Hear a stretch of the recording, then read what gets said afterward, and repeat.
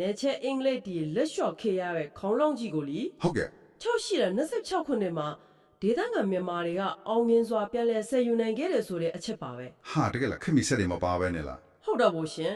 မြန်မာတွေဟာ AMR စိတ်ရင်တရားတွေမသုံးပဲမြန်မာနီးမြန်မာဟန်ရိုးရာ engineering ပညာရက်တွေကိုသုံးခဲ့ကြတာပါ ဘယ်လိုနီးမျိုးတွေများတုံးခဲ့တာလဲဗျ ဆိုလိုတာကရေဒီရေတက်ဒီတွေကြတဘာဝတရားရဲ့စွမ်းရင်ကိုသုံးချတာမျိုးဝါဖောင်တွေရဲ့ရေပေါ်ပေါ်လို့ပေါ်နိုင်တဲ့တက်တီကိုအသေးချာတွက်ချက်အသုံးချတာမျိုးတွေလုပ်ခဲ့ကြလို့ပဲဖြစ်ပါတယ်ရှင် ဩညံကောင်းလိုက်တာ ဟုတ်တယ်ရှင်စေယူတုံးကခေါင်းလောင်းတို့ခန်းသားတချို့ပြေကြခဲ့တာကလွယ်ရင်မူလနေရာရွှေကုံကုန်းတော်ဘော်ကိုအောင်မြင်စွာပြန်လည်ပို့ဆောင်နိုင်ခဲ့တယ်လေ အေးအခုဆိုရင်တတန်းအဖြစ်နှက်ပေါင်းနေရအားစုနီးပါးရှိနေပြီဖြစ်တဲ့ဒီစင်ကူးမင်ခေါင်းလောင်းကြီးကိုတွေ့မြင်နိုင်စေဖြစ်တယ်ဆိုတော့တော်တော်လေးဂုဏ်ယူစရာပဲဗျ မှန်ပါတယ်ရှင်ဒါဟာဒေသခံတွေရဲ့ကျွမ်းကျင်မှုနဲ့ရေအောက်ဆယ်ယူရေးအတွေ့အကြုံကိုတက်တည်ပြနေတာပါပဲ ဒါပေမဲ့